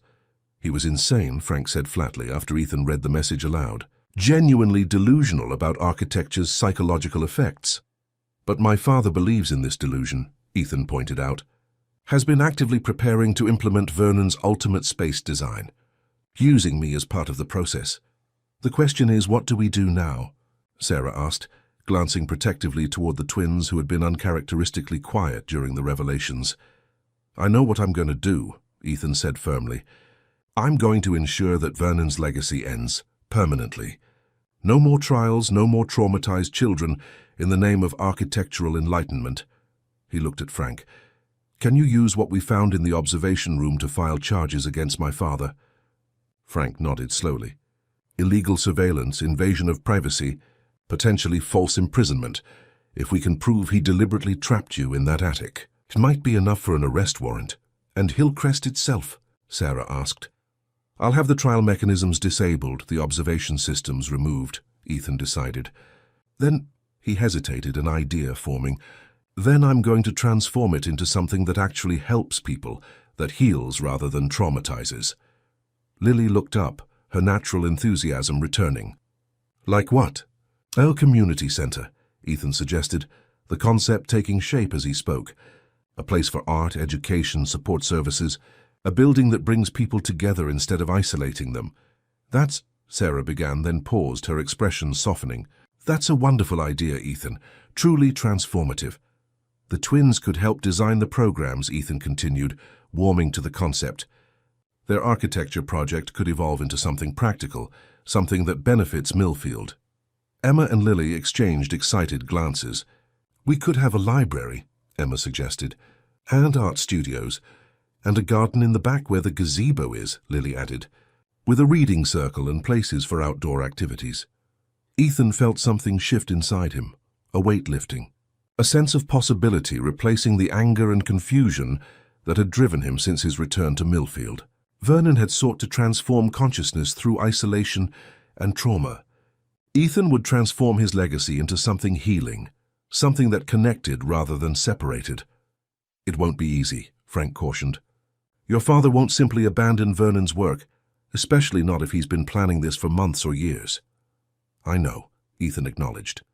But he's just one man, driven by a delusion. We're a community, driven by something stronger. Sarah reached across the table, covering his hand with hers. Whatever comes next, you're not facing it alone. Not this time. Ethan looked around the table at these people who had become, in just a few short days, more like family than his own blood relations had ever been. Sarah, who had saved him twice, once as a child passing water through a wall, and again by opening her home to him when he needed sanctuary. The twins, whose courage and curiosity had freed him from the attic and helped uncover the truth about Vernon's legacy. Frank, whose commitment to justice had persisted across decades. "Thank you," he said simply. "All of you." Outside, darkness had fallen over Millfield, but for the first time since his return, Ethan felt no accompanying anxiety. No need to surround himself with light and water to ward off the memories of confinement. Vernon had designed his trial spaces to isolate, to create dependency and fear. But the ultimate result, one the architect could never have predicted, was this moment of connection, of shared purpose. In the weeks that followed, Ethan's vision for Hillcrest Manor began to take shape. The police, armed with the evidence from the observation room, issued an arrest warrant for James Reynolds, though he had already fled Arizona by the time they arrived. Russell, confronted with evidence of his complicity in maintaining Vernon's trial spaces, retreated into stubborn silence, refusing further contact with Ethan or the authorities. Contractors stripped Hillcrest of its monitoring systems and trial mechanisms, replacing hidden cameras with warm lighting, trapdoors with secure passages. The attic room where Ethan had been confined was transformed into a bright art studio, with large skylights that eliminated any sense of enclosure. The basement observation room became a computer lab for community use. On a crisp autumn morning, 3 months after his arrival in Millfield, Ethan stood on the front steps of the renovated Hillcrest Community Center, preparing to cut the ribbon for its official opening. Beside him stood Sarah, their relationship having deepened from friendship to something more intimate as they worked together on the center's development. The twins, now the center's youngest board members, waited eagerly to guide the first visitors through the transformed space. Frank Morris stood in the front row of the gathered crowd, alongside Martha Wilson, the social worker who had helped design the center's support programs, and George Miller, the local grocer who had donated generously to stock the center's kitchen for cooking classes. Hillcrest was designed by Vernon Reynolds to isolate, to control, to subject people to what he called architectural trials. Ethan began, addressing the assembled community members. "Today we reclaim this space for connection, for growth, for healing." He glanced at Sarah, who nodded encouragingly, her hand finding his in a gesture that had become natural over the past months. "Architecture shapes our experiences, our perceptions, our relationships," Ethan continued. "Vernon understood this power but used it to cause harm. Today we use it to create something better, a space where everyone belongs, where no one is trapped or isolated, where architecture serves human needs rather than controlling them." With a final glance at the transformed facade of Hillcrest Manor, its fresh paint and welcoming entrance replacing the forbidding exterior he had first encountered, Ethan cut the ribbon. The crowd applauded as the doors opened, revealing the bright open interior where walls had been removed, windows enlarged, light welcomed in from every angle. "Ready?" Sarah asked quietly as the visitors began to file inside. Ethan nodded, feeling a sense of peace he had never expected to find in Millfield. "Ready." Together they entered the building, not as prisoners of Vernon's architectural vision, but as architects of something new, a legacy of connection that would endure long after the memories of trials and trauma had faded into history. In the main hall, a mural painted by local artists depicted a gazebo surrounded by flowers, with children reading and playing beneath its open structure. And in the center of the gazebo floor, almost unnoticeable unless one knew to look for it, was a small geometric pattern, not Vernon's triangle circle line, but a new symbol Ethan had designed, a circle broken open, with lines radiating outward like light. Architecture transformed not to control but to liberate, not the end of a story but the beginning of one.